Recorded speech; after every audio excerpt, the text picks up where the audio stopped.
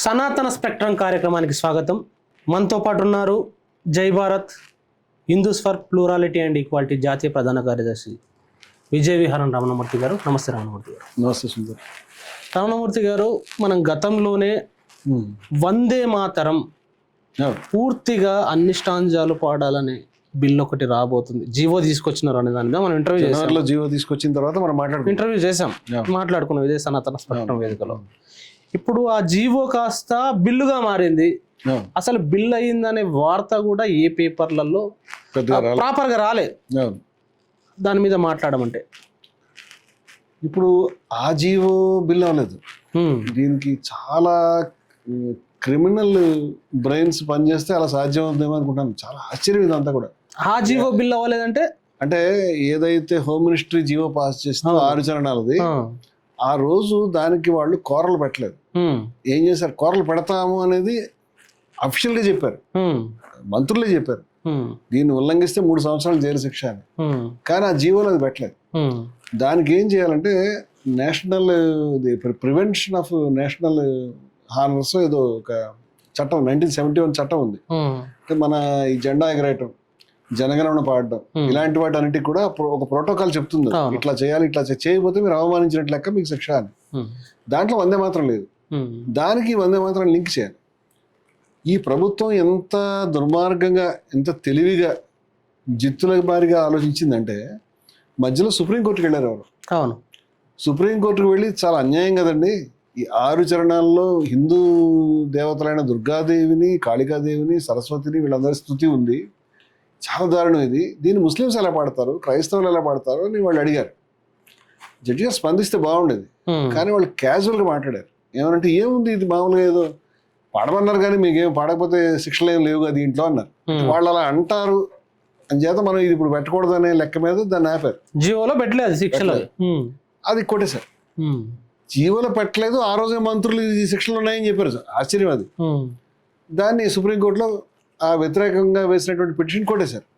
దాని గురించి వీళ్ళు వెయిట్ చేస్తున్నారు. అది అవ్వగానే ఎవరికి తెలియకుండా చాప కింద నీరులాగా రాజ్యసభలో ఈ ఏదైతే ఇందాక చెప్పినట్టు జాతీయ గౌరవం యొక్క అవమానాలు చేసేటువంటి prevention of insults to the national ఇది హానర్స్ దాని చట్టానికి వందే మాత్రాన్ని కలుపుతూ దాన్ని ఒక బిల్లు తీసుకొచ్చి స్లోగా రాజ్యసభలో పాస్ చేశారు. చడి చప్పుడు లేకుండా లోక్సభలో మన 30వ తారీఖు పాస్ చేసేసారు. ఇప్పుడు దాంట్లో 6 చరణాలు వందే మాత్రం అని రాయలేదు. వీళ్ళు తెలివి చూడండి. ఇప్పుడు ఈ అంటే రాయరు కూడా. ఆ ప్రివెన్షన్ ఆఫ్ ఈ ఇన్సల్ట్స్ అనేటువంటి దాంట్లో ఇది 6 చరణాలు రాయలేదు. 6 చరణాలు ఏమో జీవోలో ఉంది, ఇదేమో ఈ వందే మాత్రం అంటే ఇదేను అని దీంట్లో ఉంది. ఈ రెండు కూడా ఇంప్లిమెంట్ చేయాల్సిన ప్రభుత్వం వారివే కాబట్టి ఇది ఖచ్చితంగా మనం ఈ రెండింటి కలిపి చదువుకుంటే అర్థమయ్యేది ఏంటంటే 6 చరణాల వందే మాత్రం.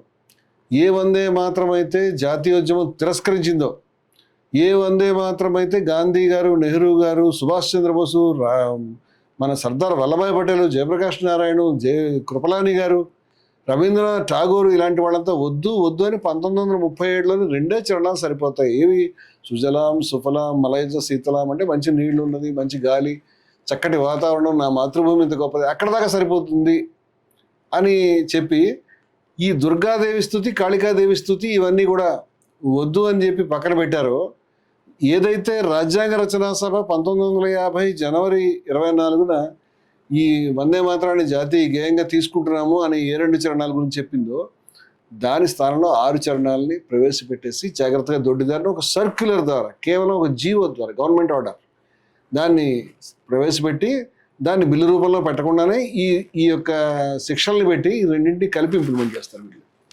అంటే ఎవరైనా కనుక పోతే కనుక ఈ జీవో అనేది అది రాజ్యాంగ విరుద్ధం అని వాళ్ళకి తెలుసు, చంటి పిల్లలకి తెలుసు. కానీ రాజ్యాంగం అంటే గౌరవం ఉంటేగా వీళ్ళకి. రాజ్యాంగాన్ని ఏమన్నారు ఆ రోజు, రాజ్యాంగం ఆమోదిస్తున్న రోజుని మనుస్మృతి ఇంపార్టెంట్ మాకు, ఈ అంబేద్కర్ అంటే లిల్లీపుట్ లాంటి వాడు, మను మహాపర్వతం మాకు, ఈ లిల్లీపుట్ అని వాళ్ళ ఆర్గనైజర్ పత్రికలు రాశారు. మనం మాట్లాడుకున్న విషయాలన్నీ కూడా. మను రూల్స్ అవర్ హార్ట్స్, మనువు మా హృదయాన్ని పాలిస్తున్నాడు అని చెప్పుకున్నారు. అదే సమయంలో జెండా గురించి ఏం మాట్లాడుకున్నారు అది కూడా మనం గతంలో చర్చించుకున్నాం. జెండా అంటే వీళ్ళకి ఏమైనా గౌరవం ఉందా? జెండా అంటే మూడు రంగులు, ఇవన్నీ కూడా డ్రిఫ్టింగ్ అవే. ఇది అసలు మనకు సిగ్గు లేకుండా పోయింది. రాజ్యాంగానికి వ్యతిరేకం, జెండాకి వ్యతిరేకం. ఈ రాజ్యాంగాన్ని, జెండాని, మొత్తం ఈ దేశ స్వభావాన్ని మార్చి దీన్ని ఒక పాకిస్తాన్గా, అంటే కలర్ వేరంతే, హిందూ పాకిస్తాన్, హిందూ మతానికి పాకిస్తాన్కి నాకు అటువంటి పద్ధతులు హిందూ మతం లేవు. కానీ వీళ్ళు ఆ దుర్మార్గాన్ని హిందూ మతం పేరు మీద చలామణి చేసే ఒక తాలిబాన్ రాజ్యం స్థాపించడానికి ఒకదాని తర్వాత ఒకటి సిగ్గు లేకుండా, భయం లేకుండా, గొంకు లేకుండా అడుగులు వేసుకుంటూ వెళ్ళిపోతున్నారు. ఆ క్రమంలోనే మొన్న నవంబర్ నెలలో 150 సంవత్సరాలు అప్పుడు మొదలుపెట్టాడు ఈయన. 150 సంవత్సరాలు అయినాయి వందే మాతరానికి. ఈ 150 సంవత్సరాలు అయిన సందర్భంగా పార్లమెంటు దగ్గర నిలబడి మోదీ గారు పార్లమెంటు వేదిక మీద నెహ్రూ గారు కుట్ర చేశాడు, నెహ్రూ గారు జిన్నాని సంతోషపరచడానికి, ముస్లిం లీగ్ని సంతోషపరచడానికి, పచ్చి అబద్ధాలు. అది అబద్ధం అనేది, అబద్ధానికి పచ్చి అబద్ధం అది. ఆ అబద్ధాన్ని ఆయన ఎక్కడన్నా చెప్తే పోన్లే అనుకుంది. పార్లమెంటు వేదిక మీద ప్రధానమంత్రి హోదాలో ఉండి మొట్టమొదటి ప్రధాని గురించి చరిత్రలో స్పష్టమైన ఉండంగా ఆయన చెప్పేశాడు. అది తప్పు నేను మరాఠీ పత్రికల్లో వచ్చిన, ఈయన పత్రికలతోటి విలేకరులతో మాట్లాడే స్వభావం ఈయనకి లేదు కదా. అంటే ఇది వీళ్ళకి అడ్డంగా ఉన్నటువంటి విషయాల్ని ఎప్పటి నుంచో తీసుకుని మనం గుర్తుంటే మనం ఏడాది క్రితమే అసలు ఈ భారత మాత అనేటువంటిది వీళ్ళు ఒక సింబల్ తయారు చేసి భారత మాతాకి జై అని వీళ్ళు ఎప్పుడైనా అన్నారా? వీళ్ళు నమస్తే సదా వత్సలే మాతృభూమి అని అందరూ రాష్ట్ర పాటలు పాడతారు. మన భారత స్వతంత్రోద్యమంలో భారత మాతాకి జై అన్నప్పుడు వీళ్ళు ఉన్నారా? వీళ్ళు చెప్పారా? ఆ స్వతంత్రోద్యమానికి దూరంగా ఉన్నారు కదా. సుభాష్ చంద్రబోస్కు వెన్నుపోటు పొడిచారు కదా. అదేవిధంగా ఆర్ఎస్ఎస్లో ఉన్న వాళ్ళు ఎవరు స్వతంత్రోద్యమంలో పాల్గొనడానికి వీల్లేదని ఒక సర్క్యులర్ జారీ చేసుకుని ఎట్టి పరిస్థితుల్లో కూడా ఆర్ఎస్ఎస్లో దాంట్లో పాల్గొకుండా ఉన్నారు కదా. వీళ్ళు అలా అడిగితే ఏమంటారంటే మా డాక్టర్జీ గారు జైలుకి వెళ్ళి వచ్చారు. డాక్టర్జీ గారు ఎందుకు జైలుకి వెళ్ళారు? మన ఇద్దరమే మాట్లాడుకున్నాం. డాక్టర్జీ గారు ఎందుకు వెళ్ళారంటే ఇంకొక చోట కాంగ్రెస్ కార్యక్రమాలు జరుగుతున్నాయి, అక్కడ శాఖ లేదు అని తను పెట్టిన రూల్ని ఉల్లంఘించడం ఇష్టం లేక సరసంగ చాలకగా ఆయన కాసేపు రాజీనామా ఇచ్చి ఎవరినో డమ్మీని పెట్టుకుని అక్కడి నుంచి వెళ్ళి ఆ ప్రాంతానికి వెళ్ళి కాంగ్రెస్ కార్యకర్తలతోటి కలిసి తను జైలుకి వెళ్ళి వాళ్ళతో పరిచయాలు పెట్టుకుని శాఖ పెట్టాడు. దాని గురించి వెళ్ళాడు. ఆ విషయాన్ని వాళ్ళు రాసుకునేటువంటి పుస్తకాలను శుభ్రంగా రాసుకున్నారు. స్వాతంత్రోద్యమంలో ప్రేమతో కాదు. అంతేకాదు బ్రిటిష్ ప్రభుత్వాన్ని వాళ్ళు ఏమన్నారు? Providence, rule of the providence, దేవుని యొక్క ఒక పరిపాలన ఇది అన్నారు. వీళ్ళకి బ్రిటిష్ ప్రభుత్వం అంటే ఇష్టం. బ్రిటిష్ ప్రభుత్వం యొక్క పాలసీ డివైడ్ అండ్ రూల్, ప్రజల్ని విభజించడం. ఈ విభజించే ఉద్దేశంతో ఇవాళ ముస్లింలు జాతి ద్వేషులు, దేశద్రోహులు, వాళ్ళు వందే మాత్రం అనరు అని చెప్పడానికి వాళ్ళకి వీలు లేని పద్ధతిలో అమ్మా నమస్కారం అంటే వాళ్ళు ఖచ్చితంగా అనడానికి సిద్ధంగా ఉన్నారు. మరి ఏఆర్ రెహమాన్ ముస్లిం కదా, మా తుజే సలాం అని చక్కగా చేసి ఆ రోజు కూడా వీళ్ళు గొడవ చేశారు, నువ్వు ఎందుకు అంటున్నావు అని. అటువంటిది ఇవాళ ఆయన 50 ఏళ్ళు అయిన స్వర్ణోత్సవాల సందర్భంగా చేసాడు ఆ పని. ఇవాళ ముస్లింలకి ఎట్టి పరిస్థితుల్లో ఇప్పుడు హిందూ నోట్లో ఆవు మాంసం పెడితే ఎంత కష్టం ఉంటుందో, నువ్వు తినాలి దేశం గురించి అని చట్టం పెట్టానంటే ఒప్పుకుంటాడు హిందూ? ఇవాళ ముస్లింలకి నువ్వు దుర్గాదేవిని పూజించమనంటే అంత కష్టం కాదా? నేను ఒక హిందూ సంస్థ యొక్క ప్రతినిధిగా మాట్లాడుతున్నాను. మాకేం కర్మ పట్టింది సుందర్ గారు? మాకేమైనా హిందూ మతానికి హిందూ కాని వాళ్ళ చేత బలవంతంగా ఈ దుర్గాదేవి స్థుతి పాటిస్తే మేము సంతోషపడతామా? మా మతంలో అటువంటి బలవంతం నిర్బంధం లేదండి. మేము ఎప్పుడు ఎవరిని అలాగా బాధ పెట్టలేదు. ఇప్పుడు ఈయన జీవో జారీ చేసి ఒక ముస్లిం బాలుడు, ఒక ముస్లిం విద్యార్థి, ఒక ముస్లిం అధ్యాపకుడు, ఒక ముస్లిం ఉద్యోగి ఖచ్చితంగా కార్యక్రమాల్లో లేచి నిలబడి ఏమని పాడాలంటే త్వమిహి దుర్గా దశ ప్రహరణ ధారిణి అని పాడాలి. అలా పాడితే లా ఇలాహే ఇల్లల్లా మహమ్మదుర్ రసూలుల్లా అని అల్లా ఒక్కడే దేవుడు అని నేను చెప్పాను కదా. ఈ దుర్గాదేవి స్థుతి పాడితే నేను మహాపాపం చేసిన వాడిని అవుతాను, నరకానికి వెళ్తాను వణికిపోతున్నాడు అతను. ఒకళ్ళ ఇద్దరు 20 కోట్ల మంది ముస్లింలు ఉన్నారు ఈ దేశంలో. ఒకళ్ళ ఇద్దరు కనీసం 5-6 కోట్ల మంది క్రైస్తవులు ఉంటారు, బౌద్ధులు ఉంటారు, జైనులు ఉంటారు, నాస్తికులు ఉంటారు, పార్సీలు ఉంటారు. ఎన్నో మతాలకు చెందిన వాళ్ళు ఉన్న దేశం ఇది. ఇవాళ ఏమీ సంబంధం లేకుండా ఈయనకు నచ్చింది కదా అని ఒక జీవో జారీ చేసి వాళ్ళందరితో మన రాజ్యాంగంలో ఆ విధంగా రాశారా? ఆ విధంగా నిర్బంధం చేయమని ఉందా? రాజ్యాంగ స్ఫూర్తికి, జాతీయోద్యమ స్ఫూర్తికి విరుద్ధం. ఈ పచ్చబద్ధాలు వీళ్ళు ఎందుకు చెప్తున్నారంటే అసలు వందే మాత్రం బంకించంద్ర చటర్జీ గారు రాసినటువంటి నవల 1875లో వందే మాత్రం పాటను ఆయన రాసినప్పటికీ ఒక 7-8 సంవత్సరాల తర్వాత ఆనందమఠం అనేటువంటి నవలలో దాన్ని ఆయన యాడ్ చేశారు. ఈ ఆనందమఠం అనే నవల పచ్చి ముస్లిం వ్యతిరేక నవల, పచ్చి బ్రిటిష్ అనుకూల నవల. ఈ 2 పనులు ఎవరు చేస్తారు? ఆర్ఎస్ఎస్ వాళ్ళు చేస్తారు. మన వీక్షకులకు అంతకుముందు చూపించాము. మరొకసారి ఈ విషయాన్ని ఆనందమఠం పుస్తకం ఓపెన్ చేసి ఎందుకు వివాదం ఎందుకు, ఎందుకంటే గత ఇంటర్వ్యూ చూడని వాళ్ళు ఉంటారు కాబట్టి వివాదం ఎందుకు, ఆ 2 స్టాంజాస్ లో ఏమున్నది, మిగతా స్టాంజర్స్ లో ఏముంది ఒకసారి? ఆనందమఠం అనేటువంటి నవల ఏదైతే ఉన్నదో ఇది తెలుగులో ఇద్దరు అనువాదం చేశారు. ఒకళ్ళు జయంతి పబ్లికేషన్స్ వాళ్ళు. వీళ్ళు చేసినది ఇవాళ కాదు నిన్న కాదు 90 ఏళ్ళు చేశారు. ఇది స్వాతంత్ర AP freedom fighters cultural committee వాళ్ళు ఒకళ్ళు చేశారు. ఇది ఈ 2 అనువాదాలు మనకు లభ్యం అవుతున్నాయి. ఈ 2 అనువాదాలు కూడా ఒకటే విషయాన్ని చెప్తాయి. ఒక నిమిషం నేను కొన్ని మాటలు మన వీక్షకులకి చదివినిపిద్దామని అనుకుంటున్నాను. పేజీ నెంబర్లతో సహా నేను చెప్తానండి.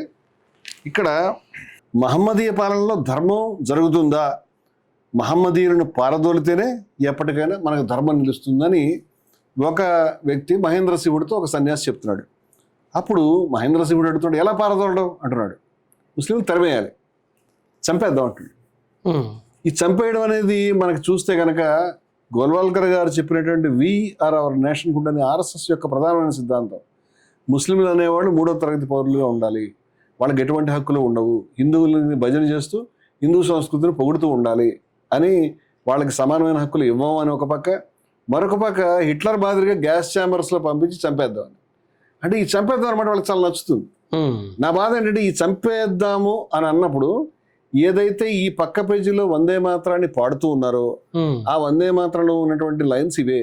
త్వహి దుర్గా దశ ప్రహరణ ధారిణీం కమల కమలదళి విహారిణీం వాణి విద్యాదాయన్ అంటే కమలదళి అంటే లక్ష్మీదేవి, త్వహి దుర్గా అంటే దుర్గాదేవి, వాణి విద్యాదాయన్ అంటే సరస్వతి. ఈ 3 అమ్మలు ఇవన్నీ హిందూ మతం దేవతలు. వీళ్ళందరినీ గురించి తలుచుకుంటూ ముస్లింలు చంపేద్దాం అని రాసినటువంటి పుస్తకం ఇది. ఇంత చేసిన తర్వాత పోన్లే దేశభక్తిలో వాళ్ళు బ్రిటిష్ వాళ్ళ మీద తిరగబడుతూ ఇలాంటి పనులు ఏమైనా చేస్తారేమో అని అనుకుంటే బ్రిటిష్ వాళ్ళ గురించి ఈ మాట చెప్తున్నాడు చూడండి. ఇది పేజీ నెంబర్ 126లో సత్యానందుడు అనే వ్యక్తితో మరొక వ్యక్తి చేస్తున్నటువంటి సంభాషణలో ఏమని చెప్తున్నామంటే, ఇప్పుడు జరిగిన పని బాగానే ఉంది, ఆంగ్లేయుల రాజ్యం వస్తే తప్ప సనాతన ధర్మం ఇక్కడ పునఃస్థాపితం కాదు. చూడండి, సనాతన ధర్మం రావాలంటేనంటే బ్రిటిష్ వాళ్ళు రావాలట. అంటే ఇది సంస్థానాల కాలంలో ఉన్నది. ఆ సంస్థానం కూడా పోయి మొత్తం బ్రిటిష్ వాళ్ళు రావాలని చెప్తున్నాడు. దానికి సనాతన ధర్మం రావాలంటే బ్రిటిష్ వాళ్ళు కావాలి. అంటే వీళ్ళ బ్రిటిష్ వాళ్ళ మీద ఆధారపడిన సనాతన ధర్మం వీళ్ళ డిపార్ట్మెంట్. ఎందుకంటే బ్రిటిష్ వాళ్ళు వీళ్ళ ఫ్రెండ్స్ కదా. 33 కోట్ల దేవతలను పూజిస్తూ ఉండడమే సనాతన ధర్మం కాదు, సంతాన ధర్మం కాదన్నాడు. హిందూ ధర్మం అనేది లుప్తం అయింది, అంటే లేకుండా పోయింది. ప్రాకృత హిందూ ధర్మం జ్ఞానాత్మకమైనది, కార్యాత్మకమైనది కాదు. అంటే హిందూ ధర్మంలో అంటే యాక్షన్ లేదంట, దాంట్లో జ్ఞానమే ఉందట. అంతర్విషయకమైన జ్ఞానం సనాతన ధర్మానికి ప్రధానమైనది. ముందు బాహిర్విషయంలో జ్ఞానం కలిగితే తప్ప అంతర్విషయ జ్ఞానం సిద్ధించదు. అంచేత సనాతన ధర్మం ప్రచారానికి రావాలంటే ముందు బహిర్విషయమైన జ్ఞానం ప్రచారం కావాలి. ఆంగ్లేయులు ఈ జ్ఞానంలో ప్రకాండ పండితులు, వీరు లోకశిక్ష పటిష్ఠులు. అంచేత ఆంగ్లేయ రాజ్యం వచ్చేట్లయితే హిందువులు జ్ఞానవంతులు, గుణవంతులు, వీర్యవంతులు అవుతారు. అప్పుడు సనాతన ధర్మం తనంతా తనే వికసిస్తుంది. అందుచేత నీవు ఇంకా ఏమీ సందేహం పెట్టుకోకు అని చెప్పాడు. ఇంత సిగ్గు లేకుండా బ్రిటిష్ వాళ్ళు కావాలి సనాతన ధర్మాన్ని నిలబెట్టడానికి అని చెప్పినటువంటి నీచమైనటువంటి మాటలు ఈ పుస్తకంలో అయితే ఉన్నాయి. చాలామంది బంకించంద్ర చటర్జీ గారు వందే మాత్రం రాశారు అంటే అది గొప్ప స్వతంత్ర పోరాటం లేదు, గడిది గుట్లేదు. ముస్లింలు చంపాలి, ఈ అనేక సందర్భాల్లో ఈ ప్రస్తావనలు వస్తాయి, తగలబెట్టాలి, ఇల్లు కాల్చాలి అనేది. అదేవిధంగా బ్రిటిష్ వాళ్ళ యొక్క అండ ఉండాలని. బ్రిటిష్ వాళ్ళ అండ సనాతన ధర్మానికి ఎందుకంటే ఆర్ఎస్ఎస్ మైండ్ సెట్ అదే. అందుచేత అంటే ఏవైతే ఇందాక మనం దీంట్లో చెప్పినటువంటి ఆ 4 చరణాలు ఏవైతే మనం అభ్యంతరం వ్యక్తం చేస్తున్నామో దాన్ని వద్దు, మనకి గోలంతా కూడా మనకి ఏదైతే బ్రిటిష్ వాళ్ళకి వ్యతిరేకంగా పోరాడుతున్నామో హిందువులు ముస్లింలు కలిసి పోరాడుతున్నాం కదా అని కాంగ్రెస్ వాళ్ళు దాన్ని పక్కన పెట్టి గాంధీ గారు, నెహ్రూ గారు, సుభాష్ చంద్రబోస్ గారు, పటేల్ గారు మహానుభావులు, వాళ్ళకి అని తెలియని విషయం ఉంటుందా వాళ్ళకి? వాళ్ళు దాన్ని పైగా రవీంద్రనాథ్ ఠాగూర్ మొట్టమొదట అసలు ఈ యొక్క వందే మాత్రానికి ట్యూన్ చేసింది ఆయనే ట్యూన్ ఆయన బెంగాలీ, ఆయనకి ఏమైనా అగౌరవం ఉంటుందా? ఆయనే చెప్పాడు 2 చరణాలు పనికొస్తే మిగతా పనికిరావయ్యా అని చెప్పాడు. వాళ్ళు పక్కన పెడితే ఈ దుర్మార్గుడు అనేటువంటి మోదీ గారికి ఈ ఆర్ఎస్ఎస్ వాళ్ళకి, అంటే నేను ఆ మాట అంటున్నాను ఏమనుకోవద్దు మీరు, ఎందుకంటే ఇంత స్పష్టంగా ముస్లిం వ్యతిరేకత ఉన్నటువంటి చరణాలు, పుస్తకాలు ఇవన్నీ కూడా తీసుకొచ్చి దీన్ని ఎక్కించి ఇదే వందే మాత్రం ఈ దేశంలో ఉండాలంటే వందే మాత్రం పాడాల్సిందే. ఏ వందే మాత్రం పాడాలి మరి? ఈ 4 చరణాలు 6 చరణాలు మీకు అంత ఇష్టమైతే మీరెందుకు నమస్తే సదా వత్సలే మాతృభూమి రాసుకుని పాడాల్సిందే 6 చరణాలు? ఆర్ఎస్ఎస్ వాళ్ళని, బీజేపీ వాళ్ళని మనం సవాల్ చేయొచ్చు, ఎవరైనా కూడా మీ స్టూడియోకి వచ్చి 6 చరణాలు వందే మాత్రాన్ని చూసుకోకుండా పాడమని చెప్పండి. మీరు పాడాలి కదా. పాడగలుగుతారా? అసలు ఎవరికైనా వస్తుందా అది? అప్పుడు 2 చరణాలు వాడమంటేనే చాలా మంది 2 చరణాలు పాడమంటేనే వాళ్ళ వల్ల ఏ పని కాదు. చాలే. ఇక 6 చరణాలు అంటే ఇంకా ఎక్కువ సంస్కృతం ఉంది దాంట్లో. ఇవన్నీ చేయటం. బ్రిటిష్ వాళ్ళ గురించి చిట్ట చివరి పేజీ చదివిస్తానండి నేను. చిట్ట చివరి ఆఖరి పేజీలో ఏముందో చూడండి మీరు కంక్లూజన్లో. ఇప్పుడు శత్రువులు ఎవరు? శత్రువులు అంటూ ఎవరు లేరు, ఆంగ్లేయులు మిత్రులు. ఆంగ్లేయులతో యుద్ధం చేసి విజయం సాధించడం ఇప్పుడు పరిస్థితుల్లో సాధ్యమయ్యే పని కాదు అని చెప్తున్నాడు. అంటే ఆంగ్లేయులు మన మిత్రులు. పొరపాటు ట్రాన్స్లేషన్ జయంతి పబ్లికేషన్స్ వాళ్ళంటే వీళ్ళ పుస్తకం చూస్తే వీళ్ళ పుస్తకంలో కూడా మనకు అదే ధోరణిలో ఉండేటువంటి మాటలు మనకు కనిపిస్తారు. ఏది, వందే మాత్రం పాడండి లేకపోతే చంపేస్తాం అని బెదిరిస్తున్నారు మన వాళ్ళని చాలా సంతోషంగా చెప్పుకున్నారు. అంటే చంపేది ఎవరిని చంపుతారంటే కొందరు కొట్లను లూటీ చేస్తున్నారట. ఇది వీళ్ళ సైన్యంలో కొందరు కొట్లను లూటీ చేస్తూ ఉంటే మరికొందరు గొల్లల ఇళ్ళకి వెళ్ళి పాలు తాగుతూ ఉన్నారు. వేపల్లె గొల్లలో వచ్చాం గోపిక లేని ఎక్కడున్నారు అంటే ఆడవాళ్ళు కావాలి. అంటే మత కల్లోలాలు సృష్టించేటువంటి దరిద్ర మనస్తత్వంతో, ఆడవాళ్ళను వేధించే మనస్తత్వంతో ఉండేటువంటి పద్ధతిని దేశభక్తి కింద ఈయన చెప్తా ఉన్నాడు. మహమ్మదీయులు ఓడిపోయారు, మనం గెలిచాం, ఈ దేశం మనదే, సోదరులారా హరిహరి అనండి. మహమ్మదీయులు కనపడితే చాలు జనం వారి మీద అఘాయిత్యానికి పూనుకోసాగారు. ముస్లిం బస్తీలకు నిప్పు పెట్టడం, వాళ్ళని ఇళ్లు దోచుకోవడం ఎక్కువైపోయింది. కొందరు ముస్లింలు భయపడి ఒంటికి భస్మం రాసుకుని హిందువుల వేషం వేసుకుని తప్పించుకుంటున్నారు. ఎవరైనా అడిగితే మేము హిందువులను సమాధానం చెప్తున్నారు. కొందరు ముస్లింలు నగరం వదిలి పారిపోయారు. నగర రక్షణకు ప్రభుత్వం పూనుకుంది. పలు చోట్ల సైనికులు కాపలా ఏర్పాటు చేశారు. ఏంటండి ఇదంతా? అంటే మత కల్లోలాలు చేసేవాళ్ళు, ముస్లింలు ఉచ్చకోత కోసేవాళ్ళు పొందే ఆనందం కాదు ఇదంతా. ఇదే ధోరణి దీంట్లో కూడా మనకి. అంటే ఈ భాగాల్లో మన ఇందాక నేను చదివించిన భాగాల్లో కూడా దీంట్లో స్పష్టంగా హిందూ రాజ్యం ఏర్పడకపోతే మరెవరి రాజ్యం ఏర్పడుతుంది, మళ్ళీ ముస్లింల రాజ్యం ఏర్పడుతుందా? లేదు ఇప్పుడు ఆంగ్లేయుల రాజ్యం ఏర్పడుతుంది అని సంతోషంగా. అదే కాకుండా ముస్లిం రాజ్యం అంతరించింది, ఇప్పుడు ఇక్కడ నీ అవసరం లేదు. ఏది, ముస్లింల రాజ్యం అంతరించింది నిజమే కానీ హిందూ రాజ్య స్థాపన జరగలేదు. ఇప్పటికీ కలకత్తాలో ఇంగ్లీష్ వాళ్ళ ప్రాబల్యం అధికంగా ఉంది అని చెప్తున్నాడు. చెప్పి చిట్ట చివరి ఏమంటాడు, ఇప్పుడు మనకు శత్రువులు ఎవరు లేరు, ఆంగ్లేయులు మనకు మిత్రులు. ఇప్పుడు ఆంగ్లేయులతో యుద్ధం చేసి విజయం సాధించగల శక్తి ఎవరికి లేదు. ఇది ఆంగ్లేయులు మిత్రులు, ముస్లింలు శత్రువులు. అంటే దేశ ప్రజల్ని విభజించినట్ట, ఐక్యం చేసినట్ట. మరి డివైడ్ అండ్ రూల్ అని వాళ్ళు చెప్పినటువంటి పాలసీ వాళ్ళు వెళ్ళిపోయారు. కానీ వాళ్ళ ఫ్రెండ్స్ వీళ్ళు ఉన్నారు కదా, వాళ్ళ కొంగు పట్టుకు తిరిగిన వాళ్ళు. అంచేత బ్రిటిష్ వాళ్ళ పాలసీని ఇంప్లిమెంట్ చేయడానికి ఏ వందే మాత్రంలో భాగాలైతే హిందూ దేవత యొక్క స్తుతయాన్ని పక్కన పెట్టారు, దాన్ని తీసుకొచ్చి జనంలోకి ముస్లిం వ్యతిరేకత రెచ్చగొట్టాలి. కాబట్టి దీన్ని ఏ ముస్లిం కూడా, ఏ క్రైస్తవుడు కూడా సమస్యలు ఉన్నాయండి. విగ్రహారాధన చేయరు వాళ్ళు. అది వాళ్ళ మతం అండి, వాళ్ళ పద్ధతి. నీకు నచ్చింది నచ్చదు, ఏ సంబంధం ఉంది దానికి? వాళ్ళ పద్ధతి ప్రకారం వాళ్ళకు ఉండే రాజ్యాంగం ప్రకారం అన్ని హక్కులు ఉన్నాయి.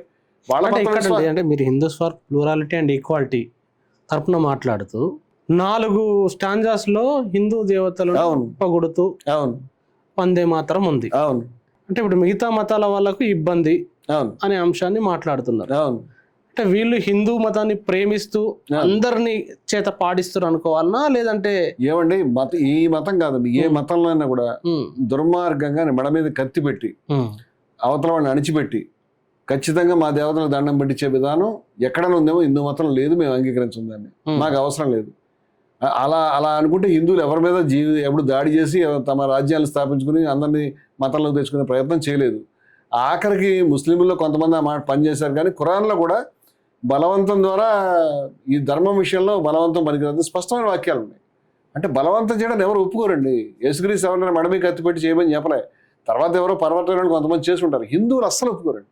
నేను అనేది అంటే ఒకవేళ అలా అతను ఒక ముస్లిం బాలుడు ఒక క్రైస్తవ బాలిక వచ్చి దండం పెట్టుకుని చేస్తే ఇంటికి వెళ్ళిన తర్వాత వాళ్ళు ఫ్రస్ట్రేట్ అవుతారు, బాధపడతారు, నరకంలోకి వెళ్ళిపోతారు, భయపడతారు. మాకేం వస్తుంది దానివల్ల? వాళ్ళు మతం మారతారా? ఏమైనా హిందూ మతంలోకి వచ్చేస్తారా?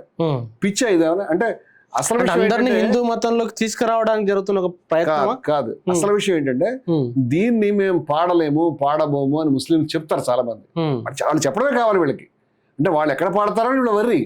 ఇప్పుడు గోవధ విషయంలో చూడండి, మీరు వచ్చి ఇంటర్వ్యూ చేశారు, గోవధ అనేటువంటిది పనికిరాదు, దాన్ని జాతీయ జంతువుగా ప్రకటించండి. ముస్లింలు, క్రైస్తవులు, సిక్కులు, హిందువులు, పెద్ద పెద్ద ఆచార్యులను, ముల్లాలు వాళ్ళంతా వచ్చి నిలబడి మాట్లాడితే దాన్ని ఆ పని చేయొచ్చు కదా. వాళ్ళకి అది ఇష్టం లేదు. వాళ్ళకి ఇష్టం వల్ల ఏంటంటే ఈ పేరు చెప్పి ముస్లింలు గోవులు తింటారని చెప్పి వేటాడడం, వాళ్ళ మీద దాడులు చేయటం, ముస్లింల మీద దళితుల మీద దాడులు చేయటం, వాళ్ళ నెత్తురు ప్రవహింపజేసి హిందువులందరికీ మేము గోవులు రక్షిస్తున్నాం వాళ్ళు తింటున్నారు అని అబద్ధాలు ప్రచారం చేయటం.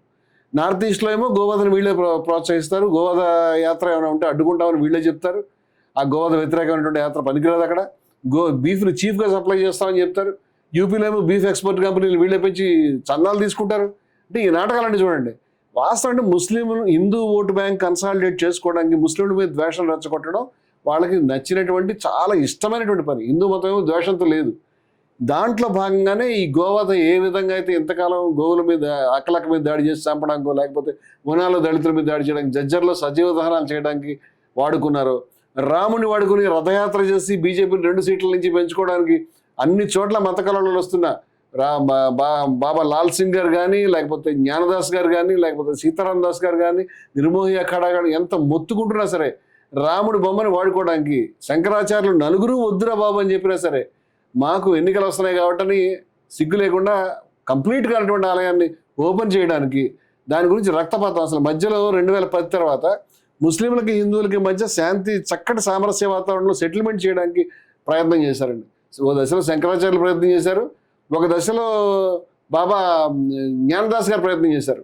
ఆ ప్రయత్నాలన్నీ కుదరదు అని అడ్డం పెట్టింది వీళ్ళు అసలు రామాలయ పోరాటంలో ఉండరు, కానీ రాముడిని ఫ్లెక్స్లు పెట్టి వాడుకోవడానికి, రాముడిని మోదీ గారు నడిపించేటట్టు, ఆయన భుజం మీద వాలిపోయినట్టు, లేకపోతే మొన్న నేను ఏ విధంగా అయితే వాళ్ళకి ఆగ్రహం పాపం కలిగిందో ఇది మోదీ తలని కృష్ణుడు బొమ్మ తల బదులు ఉపయోగించుకోవడానికి చేయడానికి ప్రయత్నం చేసినట్టు, లేకపోతే హనుమంతుడి చేత మనం నితిన్ నబీన్ దాంట్లో చూసినట్టు డ్యాన్స్ చేయించి చీప్గా ట్రిక్స్ ప్లే చేయడానికి, లేకపోతే మనం గతంలో మాట్లాడుకున్నట్టు శ్రీరామనవమి ఫంక్షన్ రోజుని బూతులు మాట్లాడుతూ, భక్తులు ఎప్పుడైనా బూతులు మాట్లాడారండి? ఎవరినైనా నిందించారా, దూషించారా? ఆ మతాల వాతావరణం పాడు చేస్తున్నది ఎవరు? వీళ్ళు మత పండుగల్లో చొరబడి వీళ్ళ దరిద్రపు విద్వేషపూరితమైన ఎజెండాని చొప్పించి దానివల్ల డబ్బు సంపాదించాలి. రాజకీయ డబ్బే కదండి. 1989 నుంచి 40 సంవత్సరాల పాటు ఈ ప్రపంచంలో ఏ గుడికి రానంత డబ్బు అన్నిసార్లు వసూలు చేసి ఇవాళ ఏదో పైన మేమే దొంగలం మేమే పోలీసులు అన్నట్టుగా దాన్ని చేసుకుంటూ ఈ క్రమంలో చిన్న పార్టీని పెద్ద పార్టీగా మార్చి దేశంలో ప్రజలందరూ ఏమంటే డబ్బులు. ఇప్పుడు ఎన్టీ రామారావు గారు అధికారంలోకి వచ్చారు, మన విజయ్ అధికారంలోకి వచ్చాడు, అంతకుముందు కరుణానిధి గారు అధికారంలోకి వచ్చారు, అంతకుముందు ఇక్కడ చెన్నారెడ్డి గారు ఓసారి అధికారంలోకి వచ్చారు. ఇలా అనేక మంది అనేక సార్లు అధికారంలోకి వచ్చారు. కానీ ఇప్పుడు అధికారంలోకి వచ్చి ఏం చేస్తారండి? ఇప్పుడు లక్షాధికారి అన్న లవణమల్లమే కానీ మెరుగు బంగారముడు మెంగబోడని రామదాస్ గారు చెప్పినట్టుగా ఇప్పుడు డబ్బులు సంపాదించడం అందరికీ ఒకటే జీవితం కదండి, అదే పొట్ట కదా. దానికి అధికారం గురించి ప్రజల్లో శాశ్వతంగా దశాబ్దాలు ఉండేటువంటి విద్వేషాన్ని రేపుతావా? ఇప్పుడు మోదీ గారు రేపొద్దున దిగిపోతాడో ఎక్కుతాడో నాకు తెలియదు, దిగిపోతాడేమో. నువ్వు తయారు చేసినటువంటి విషయం ఏదైతే ఉందో జనరేషన్స్ పబ్లిక్ మనసుల్లో దేశానికి ఎంత నష్టం. ఇది తప్పితే వేరే దారి లేదు, నువ్వు అధికారంలో రావడానికి సిగ్గులేదు. ఈ విధంగా ఇంత స్పష్టంగా ఉన్నటువంటి దాన్ని ఇప్పుడు మనం దీన్ని ఖండించాం, ఈ యొక్క భారతమాత బొమ్మ ఈ విధంగా వాడద్దు అని. అవును, మీరు మొన్న మన ఇంటర్వ్యూలో మాట్లాడారు బాబు. నా మీద నేరాలు, ఇది కూడా నేరం. అది ఈ బొమ్మ హిందూ దేవత కాదా? ఎవరైనా చూస్తే ఏమంటారు? ఈ బొమ్మ హిందూ దేవత, సింహం మీద ఉండేటువంటిది దుర్గాదేవి ఉంటుంది ఆవిడ. ఈ జెండా ఎవరిది? ఈవిడ భారతమాత ఎలా అయింది? ఇదే కదా మనం ఈ మాట్లాడియాం. మనం ఏమన్నాం? మరి భారతమాత చేతిలో భారతమాత బిడ్డలందరూ ఉంటారు. భారతమాత అంటే ఆ రోజు జవహర్లాల్ నెహ్రూ గారు తన డిస్కవరీ ఆఫ్ ఇండియా ఛానల్లో చాలా గొప్పగా ప్రజలతో మాట్లాడి భారతమాత అంటే భారత ప్రజలు, భారతమాతకి జై అని చెప్పేవారు. వందే మాత్రం అని ఆవిడ గాంధీపూడి అని చెప్పి ఆవిడ మాతంగిని హస్రా జెండా పట్టుకుని బుల్లెట్లు ఎదురెళ్ళి చచ్చిపోయింది. వీళ్ళు ఉన్నారా ఇప్పుడన్నా? ఈ పోరాటంలో వీళ్ళు ఎప్పుడైనా పాల్గొన్నారా? సిగ్గు లేకుండా మేము జాతీయవాదులు ఎట్లా అవుతారు? వీళ్ళు జాతీయవాదులు అంటే బ్రిటిష్ వాళ్ళు తొత్తులుగా ఉండడం, ఆంగ్లేయులు చాలా గొప్పగా ఉన్నారని చెప్పుకుని దాన్ని మెచ్చుకోవడమా? ఈరోజు ఈ భారతమాత అని చెప్తే భారతదేశంలో 20 కోట్ల మందికి పైగా ముస్లిమ్స్ ఉన్నారు, భారతదేశంలో ఇంకా 5-6 కోట్ల మంది క్రిస్టియన్స్ ఉన్నారు. వాళ్ళు భారతీయులు కాదా? ఒక తల్లి తన బిడ్డల్ని నువ్వు బిడ్డ కాదని ఆవిడ ఒళ్ళోంచి తోసేసేటువంటి తల్లి నా తల్లి ఎలా అవుతుంది? భారతమాత అయితే ఆవిడ చేతిలో నా తల్లి చేతిలో 3 రంగుల జెండాయే ఉండాలి, భారతమాత చేతిలో. చాలా మంది, కానీ ఈ దుర్బుద్ధి వీళ్ళకి మాత్రమే ఉంది. దీని మీద క్రిమినల్ కేసు పెట్టాం మనం చెప్పాం. కానీ ఈ పెద్ద మనిషి మోదీ గారు రాసిన పుస్తకం ఇది, జ్యోతిపుంజ్ హిందీ పుస్తకం. ఎప్పుడు రాశారండి? ఎప్పుడు రాశారు చూడండి ఈ పుస్తకాన్ని. ఈ పుస్తకాన్ని ప్రింట్ చేసింది 2023. 2023 అంటే 2014లో అధికారంలోకి వచ్చారు. అవునండి. 2014లో అధికారంలోకి వచ్చిన తర్వాత మరి భారతదేశం అంటే ఏంటి, భారతమాత అంటే ఏంటి అంత మరి ఆయన గుర్తులేదా, మర్చిపోయారా? మరి తను ఏ రాజ్యాంగం మీద ప్రమాణం చేసి తను ప్రధానమంత్రిగా బాధ్యతలు తీసుకున్నారో ఆయన పుస్తకంలో ఈ భారతమాత అని రాసినటువంటి బొమ్మని స్వయంగా ప్రధాని మోదీ గారు ప్రింట్ చేయడం అంటే దీన్ని ఏమనాలండి? ఈవిడ భారతమాత ఎలా అవుతుంది? ఏ ప్రకారం భారతమాత అవుతుంది? ప్రధానమంత్రి గారు ఈవిడ భారతమాతను ఎట్లా చెప్తారు?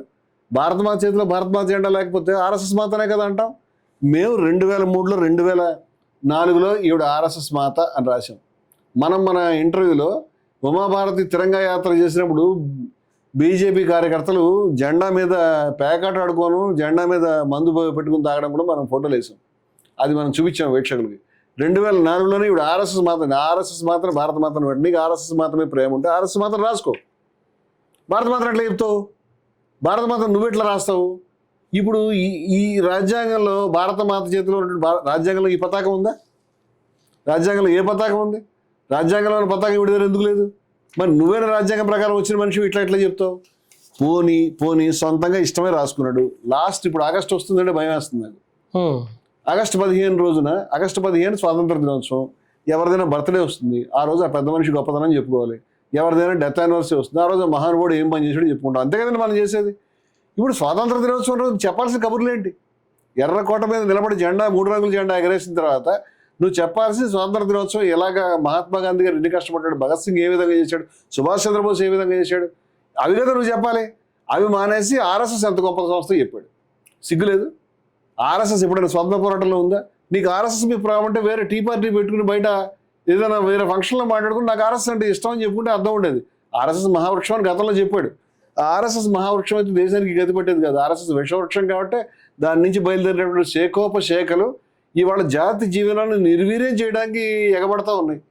ఇప్పుడు ఈ పెద్ద మనిషి ఆ రోజు ఆగస్టు 15న స్వతంత్ర పోరాట వీరులను కాకుండా ఆర్ఎస్ఎస్ దలుచుకోవడమే గౌరవం అనుకుంటే, అక్టోబర్ 2 జాతిపిత మహాత్మా గాంధీ గారి జయంతి రోజున, ఆ రోజు విజయదశమి కూడా వచ్చింది. ఆ రోజు ఆర్ఎస్ఎస్కి 100 సంవత్సరాలు పూర్తయితే మనం 2 విషయాలు చూసాం.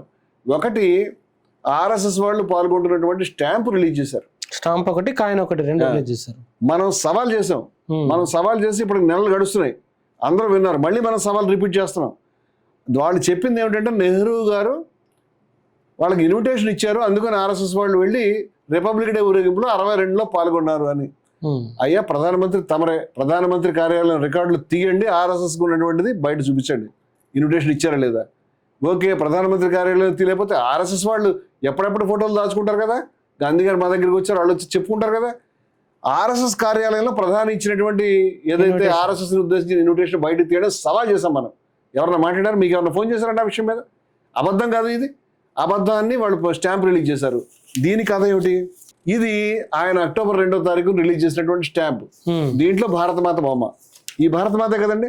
భారతమాత చేతిలో జెండా చూస్తే మనకు స్పష్టంగా అర్థమవుతుంది. ఇది వెండి నాణ్యం కాబట్టి సిల్వర్ అల్యూమినియంతో తయారు చేస్తారు కాబట్టి ఆ కలర్లో ఉంది, మల్టీ కలర్లో లేదు. కానీ జెండా షేపు పద్ధతి స్పష్టంగా ఇది ఆర్ఎస్ఎస్ జెండా. ఈ సింహము ఇదంతా కూడా హిందూ దేవత యొక్క ఆహార్యము. దీనికి వీళ్ళు ఆర్ఎస్ఎస్ వాళ్ళు ఇగో నల్ల టోపీ, నిక్కర్లు ఇవన్నీ ఎక్కడ ఏ దేశంలో సంపాదించుకొచ్చారు? ఇదైతే హిందూ మతంలో లేవు, భారతదేశంలో లేవు. ఈ రకమైన ప్రమాణ పద్ధతి కూడా లేదు. నమస్కారం అంటే నమస్కారమే పెడతారు మన వాళ్ళు. అమ్మ నమస్కారం అని తల వంచి మరి పెడతారు. ఇప్పుడు ఈ నల్ల టోపీ పెట్టుకున్నటువంటి వాళ్ళు భారత మాత అని రిలీజ్ చేస్తున్నది. మరి ఆర్ఎస్ఎస్ మీద అభిమానం ఉంటే నువ్వు సొంత డబ్బు పెట్టుకుని, ఆర్ఎస్ఎస్ డబ్బు పెట్టుకుని, ఆర్ఎస్ఎస్ అభిమానులు డబ్బు పెట్టుకుని మీ ఇష్టం వచ్చిన పని చేసుకోండి. ఇప్పుడు చివరికి సోమనాథ ఆలయం కట్టించేటప్పుడు కూడా మన సర్దార్ వల్లభాయ్ పటేల్ గారు ప్రైవేట్ డబ్బులతో కట్టించి ట్రస్ట్ పెట్టించి చేయించారు. గవర్నమెంట్ డబ్బులు వాళ్ళే. నువ్వు ప్రభుత్వం యొక్క డబ్బు ఖర్చు పెట్టించి ప్రభుత్వం తరఫున నాణ్యం రిలీజ్ చేస్తూ భారత మాత బొమ్మని చెప్తే దీన్ని నీ పదవిని దుర్వినియోగం చేయడం కాదా అని అడుగుతాను నేను. ఈ పదవిని దుర్వినియోగం చేయడానికి నీకు ఎవరు అధికారం ఇచ్చారు? మా డబ్బులతోటి మా మాత కానటువంటి భారత మాత కాయిన్ నువ్వు ఎట్లా ప్రింట్ చేస్తావు? ఈ ప్రింట్ చేసిన తర్వాత ఊరుకోకుండా ఈవిడ భారత మాతని ఆ రోజు చెప్పాడు ఆయన అక్టోబర్ 2వ తారీఖుని. ఎలా చెప్తారు? ఇప్పుడు భారత మాతని భారతదేశ ప్రధాని గారు భారత రాజ్యాంగంలో ఉందా, భారత రాజ్యాంగంలో జెండా ఇవిడ పట్టుకుందా, ఏ కారణం వల్ల ఇవిడ భారత మాత అయింది మీరు ఎలా చెప్తారు? ఆర్ఎస్ఎస్ మాత్రం ఆర్ఎస్ఎస్ మాతగా ఉండేవండి. ఈవిడ ఎట్టి పరిస్థితుల్లో కూడా ప్రజలు ఎవరు కూడా భారత మాతగా అంగీకరించేటువంటి సమస్య లేదు. ఇదంతా ఎందుకు మాట్లాడుతున్నాం ఇవాళ? వందే మాత్రం అంటే అమ్మానికి నమస్కారం అని కదా. ఆ అమ్మ మా అమ్మ కాదు అని చెప్పడానికి చెప్తున్నాను నేను. ఈ అమ్మ మా అమ్మ కాదు, ఈ నాణ్యం మా నాణ్యం కాదు. ఆ ఆర్ఎస్ఎస్ మాత ఆర్ఎస్ఎస్ నాణ్యం, ఆర్ఎస్ఎస్ వాళ్ళు సొంత డబ్బులతో ప్రింట్ చేసుకోవాలి. మీరు ప్రధానిగా ఎన్నికయ్యారు కదా అని మీరు ఇష్టం వచ్చినది చేయడానికి వీల్లేదు. ఇప్పుడు మనకి ఓం గుర్తు ఎలాగో ముస్లింలకి నెలవంకను చంద్రుడు అదే గుర్తు, ఆకుపచ్చ జెండా. తర్వాత ఇప్పుడు పాకిస్తాన్లో వాళ్ళు పతాకాన్ని పెట్టుకుంటే ముస్లింలు చేసింది తప్పే ఉంది. వాళ్ళు పాకిస్తాన్ మొన్న వచ్చింది, కానీ ముస్లింలకు ఎప్పటి నుంచో ఆ జెండాలు చాలా గొప్ప జెండాలు అవి. ఇప్పుడు అది ఎక్కడైనా పట్టుకుంటే వెంటనే ముస్లింల మీద పాకిస్తాన్ వీళ్ళని ముద్ర వేస్తున్నారు. ఇప్పుడు ఇలాంటి చోట్ల ముస్లింలు మేము మాకు ఈ భగవద్ధ్వజములు కాషాయ జెండా వద్దు, మేము నెలవంకుండా గుర్తుపెడతామంటే ఒప్పుకుంటారా? పోనీ క్రైస్తవులు సిలువ గుర్తులు పెడతా ఒప్పుకుంటారా? ఎందుకంటే ఈ విద్వేషాలు అంటే హిందువుల్ని బలవంతంగా అందరూ ఆమోదించాలంటే వీఆర్ రావు నేషనల్ హుడ్లో గోల్వాల్కర్ రాయబట్టే మీకు హక్కులు లేవు, మీరంతా ఆమోదించాల్సిందే, మేము ఏం చెప్పినా పడి ఉండాల్సిందే అనే పద్ధతిలో మీరు చేయటమే కదా. ఇవాళ ఈ పని చేసి బరి తెగించి నేను ఆ మాట ఆవేదనతో చెప్తున్నాను. ఇవాళ దేశంలో ఉన్నటువంటి 20 నాకు జంతర్ మంతర్ దగ్గర ఏ విధంగా అయితే మన కాక్రోచ్ యువతరం చేశారో నేను కోరుకుంటాను దానికంటే అది కొంతమంది నీటిలో చాలామంది ఇబ్బంది పడ్డారు, పిల్లలు చాలామంది చనిపోయారు, ఎవరైనా ఆవేదన పడతారు దానికి. కానీ నేను అంటాను భారతదేశంలో 20% మంది ప్రజల్ని, కనీసం 19-20% మంది ప్రజల్ని, అదేవిధంగా మీరు ఇంకా నాస్తికులను లేకపోతే హిందూ మతంలో అందరూ మా మతాన్ని పక్కబడి అమలు చేయాలని కోరుకోరండి. మీ పద్ధతిలో మీరు ఉండడానికి చెప్తాం, వాళ్ళు కూడా చాలామంది మీ పద్ధతిలో మీరు ఉండడానికి చెప్తారు, ఎవరో ఇంకోళ్ళు ఎత్తి మీద ఏమి చేయరు. అటువంటిది బలవంతంగా ఈ పద్ధతిని అమలు చేయాలని హిందువుల్లో కూడా మెజారిటీ కాదు, దేశ ప్రజల యొక్క అభిష్టానికి భిన్నం ఇదంతా కూడా. ఇవాళ 20 కోట్ల మంది ప్రజల్ని దేశ ద్రోహులుగా ప్రూవ్ చేయడానికి చెప్తున్న దాంట్లో వీళ్ళు తీసుకొచ్చినది మేము పాడం అని కొద్దిమంది ముందుకు వస్తే వాళ్ళ మీద ముద్ర వేయడానికి ప్రయత్నాలు చేస్తారా? వాళ్ళని దేశ ద్రోహులు, ముస్లింలు, వందే మాత్రం. ఇప్పుడు ఈ జనరేషన్ ఏంటంటే వందే మాత్రం తెలియదు, 6 చరణాలు తెలియదు, అసలు ఆనందమఠం ఒకడు చదవడు, దాంట్లో ఏముందో తెలియదు. అసలు దాన్ని 1937లో గాంధీ గారు, సుభాష్ చంద్రబోసు, పటేల్ గారు, నెహ్రూ గారు పెద్ద మనుషులంతా ఎందుకు దూరంగా పెట్టారు అది తెలియదు. రాజ్యాంగ రచనా సభ తెలియదు, ఏ గుడ్డు తెలియదు. రాజ్యాంగ రచనా సభలో కూడా ఈ శ్యామప్రసాద్ ముఖర్జీ లాంటి వాళ్ళు ఉన్నారు, వాళ్ళెవరు కూడా ఆ రోజు అపోజ్ చేసింది 6 చరణాలు కావాలని మోదీ గారిలో చెప్పినోడు ఎవడు లేడు, నెహ్రూ గారు ద్రోహం చేశాడని చెప్పినోడు ఎవడు లేరు. ఇవాళ ఈ దుర్మార్గానికి తెగించడం అంటే, బరి తెగించడం అంటే ప్రజలకు తెలియదు కదా, ప్రజలు గమనించలేరు కదా అని 20 కోట్ల మంది ప్రజల్ని దేశం నుంచి అలియనేషన్, పరాయీకరణ చేసి శత్రువులుగా చూపించే ప్రయత్నం చేస్తే కోట్ల మందిని అసలు మనం అన్ని చోట్ల తరలించి ఈ 2 చరణాల వందే మాత్రమే పాడతాము, అదే మాది, నువ్వు అరెస్ట్ చేసుకో మమ్మల్ని అందరినీ అని ఒక తిరుగుబాటు రావాల్సినంత సీరియస్ విషయం ఇది. దౌర్భాగ్యం ఏంటంటే ఈ దేశంలో 4 వ్యవస్థలు ఉంటాయి కదండి, ఏది ఎగ్జిక్యూటివ్, లెజిస్లేచర్, తర్వాత మన న్యాయ వ్యవస్థ, జ్యుడిషియరీ, పత్రికలు, అన్నింటినీ కొనేసారని డౌట్. ఎందుకంటే ఇంత తీవ్రమైన విషయం ఎక్కడ పత్రికలో చర్చ కావట్లేదు, ఈ చర్చ ఎక్కడ జరుగుతలేదు, హెడ్డింగ్ కూడా ప్రాపర్గా పెట్టట్లేదు. మీకు అందరికి మెడ మీద కత్తి వచ్చింది, మీ పరిస్థితి ఈ విధంగా ఉంది, ముస్లింలకి క్రైస్తవులకు తెలియని కూడా తెలియదు ఇప్పటిదాకా. అంటే ఇప్పటిదాకా నువ్వు అవినీతి చేసావు, ఉద్యోగాలు లేకుండా చేసావు, పరీక్షలు సక్రమంగా నిర్వహించలేదు, అయోధ్యరాముడు డబ్బులు తినేసావు, 100 పనులు చేసావు. కానీ ఇప్పుడు ఈ దేశంలో ఉన్నటువంటి కోట్ల మంది ప్రజల్ని దేశ ద్రోహులుగా నిరూపించే ప్రయత్నం చేస్తున్నావు కదా, ఇదంతా దారుణం. ఎక్కడ దాకా వెళ్తుంది ఈ పరిణామం? ఇది రాజ్యాంగం దీన్ని ఒప్పుకుంటుందా? రాజ్యాంగం రాజ్యాంగం ఒప్పుకుంటుందండి దీన్ని? రాజ్యాంగం స్పష్టంగా ఒప్పుకోదని వాళ్ళకి తెలుసు కాబట్టి ఇప్పటికి కూడా వాళ్ళు హోమ్ మినిస్ట్రీ జీవో జారీ చేశారు తప్పితే దాని మీద చట్టం పెట్టడానికి అడిగలేరు. చాలా కుట్రపూరితంగా జరుగుతుంది ఈ ప్రయత్నం. ఆ జీవో అనేది జారీ చేయడానికి ఏం హక్కు ఉంది మీకు? అటువంటి జీవో కాకుండా మీరు చట్టం తేవాలి కదా, దాని మీద డిబేట్ కావాలి కదా. ఇవాళ దొడ్డిదారిని జీవో జారీ చేశారు, శిక్షణలకు సంబంధించి చట్టంలో వందే మాత్రాన్ని యాడ్ చేశారు. ఏ వందే మాత్రాన్ని యాడ్ చేశారు? ఆ వందే మాత్రాన్ని కాదే, ఆ వందే మాత్రాన్ని కూడా చాలా మందికి అభ్యంతరాలు ఉన్నాయి కాబట్టి దాన్ని ఆ రోజు దాన్ని టోన్ డౌన్ చేశారు, డౌన్ ప్లే చేశారు, అంతేగాని ముందుకు పెట్టలేదు. జనగణమననే ముందుకు పెట్టారు, వందే మాత్రం పట్ల గౌరవాన్ని ప్రకటించారు. కానీ ఇవాళ వీళ్ళు దేశ యొక్క వాతావరణాన్ని కలుషితం చేస్తున్న విధానం చూస్తుంటే మన దేశాన్ని ఉనికిలో ఉంచకూడదు, భవిష్యత్తులో రాబోయే తను గద్దె దిగేలోపు 3 రంగుల జెండా తీసి ఆ ఆర్ఎస్ఎస్ జెండా ఎర్రకోట మీద ఎగరేయాలని నేను కోరుకుంటున్నాడా? ఎందుకంటే వందే మాత్రాన్ని మార్చగలిగినటువంటి వ్యక్తికి 6 చరణాలు మన రాజ్యాంగ స్ఫూర్తికి చేయగలిగిన వ్యక్తికి పతాకాన్ని మార్చడం కష్టం అవుతుందా? ఏదైతే రాజ్యాంగాన్ని ఆ రోజు అవహేళన చేసి, ఏం అంబేద్కర్ ఆయన ఏం చేశాడు, మా మను పర్వతం అంతవాడు, మా హృదయాలు మను రూల్స్ అవర్ హార్ట్స్ అని గొప్పగా ప్రకటించుకుని మనుస్మృతి గొప్పది, రాజ్యాంగం పనికిరాదని హేళన చేసినటువంటి వీళ్ళు, ఈ రాజ్యాంగం అతుకులు బంత పనికిరాదని తిట్టినటువంటి వీళ్ళు ఆ రాజ్యాంగం కూడా మార్చి వాళ్ళు అనుకున్న స్మృతులను ఏదైనా తయారు చేసి పెట్టి చివరికి ఈ దేశాన్ని వీళ్ళు అనుకున్న హిందూ రాష్ట్రాలు స్థాపించడానికి మన రాజ్యాంగం ఇలా ఉండగానే ఒక పక్క పత్రికలను మూయించి ఎవరైనా మాట్లాడితే వాళ్ళని కొట్టించి తిట్టించి ఊపా చట్టాల్లో పెట్టి ఏదైనా చేసి ఈ దేశాన్ని ఎటైనా తీసుకెళ్లేటువంటి దారుణమైన ప్రయత్నం జరుగుతుంది. అంచేత మనము ఈ దేశ ప్రజలకి అందరికి కూడా విజ్ఞప్తి చేద్దాం, దయవుంచి ఈ కుట్రని మనం తెలుసుకోవాలి. అవసరమైతే ఈ చట్టాన్ని మళ్ళీ వెనక్కి తిప్పి మార్పించేదాకా రాష్ట్రపతి ద్రౌపది ముర్ము గారికి దయవుంచి దీని మీద సంతకం పెట్టకండి అమ్మా, మీరు ఒకసారి దాన్ని వెనక్కి పంపించుకుని న్యాయ పరిశీలకులకు పంపించుకుంటే కూడా వాళ్ళు తప్పని చెప్తారు, దయవుంచి ఆపని చెప్తాం. కానీ రాష్ట్రపతులు కూడా ఇవాళ గవర్నర్లు, రాష్ట్రపతులు, పార్టీ నాయకులు మాటలు వింటారని మన అందరికీ తెలుసు. ఇన్ కేసు అక్కడ కూడా పోతుంది. అది పెద్ద పని అని నేను అనుకోవట్లేదు. అప్పుడైనా సరే చట్టాన్ని వెనక్కి తీసుకోమని మనం ఖచ్చితంగా డిమాండ్ చేయకపోతే ఈ దేశంలో ఒక పెద్ద స్వతంత్ర భారత చరిత్రలో 1947 తర్వాత ఇవాళ దాకా చెప్పాలంటే 78 సంవత్సరాలు, 79 సంవత్సరాలు వస్తున్నాయి. ఈ పీరియడ్లో దేశం యొక్క ఉనికికి, దేశం యొక్క స్వభావానికి, రాజ్యాంగానికి, జాతీయోద్యమానికి, మన విలువలకి అన్నిటికీ కూడా చరిత్రలో లేనంత పెద్ద ప్రమాదం, పెద్ద సవాలు, దేశం యొక్క విలువల్ని ఉరిబిగించి చంపి వాళ్ళు అనుకున్న రాష్ట్రాన్ని దొడ్డిదారినైనా అసలునైనా బరితెగింపుతో ముందుకు తీసుకెళ్లాలనే పద్ధతి ఇది కనిపిస్తుంది. ప్రజలు అప్రమత్తంగా ఉండాలి. దీని పట్ల మనం అంతా కూడా చర్చ చేయాలి. ప్రజలంతా కూడా దీని మీద మార్చడానికి ముందుకు రావాలని కూడా నేను కోరుకుంటున్నాను. Thank you very much Ramanamurthy గారు. ప్రజలారా విన్నారు కదా, హిందూ మతం అనేది హిందూ ప్రజలు దేవీ దేవతలను కొలవాలని కోరుకుంటారు. మిగతా వాళ్ళందరూ వచ్చి బలవంతంగా ఎవరిపైన రుద్దే ప్రయత్నం హిందూ మతం చేయదు. అది ఏ మతం కూడా చేయకూడదు. అది ఇస్లాం అయినా చేయకూడదు, క్రిస్టియానిటీ అయినా చేయకూడదు. ఎవరి మతాన్ని, ఎవరి ధర్మాన్ని వాళ్ళు ఫాలో అవ్వడం అనేది భారతదేశంలో భారత రాజ్యాంగం ప్రకారం నడుచుకునే ఒక హక్కు ఉంది.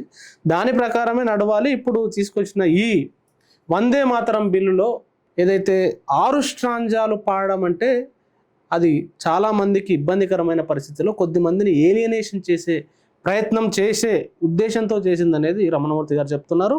మరి ఆయన అనేక అంశాలను కోట్ చేశారు. ఆ అంశాలపైన తప్పకుండా మీ కామెంట్ రాయండి. Thank you very much. చూస్తూనే ఉండండి సనాతన స్పెక్ట్రమ్.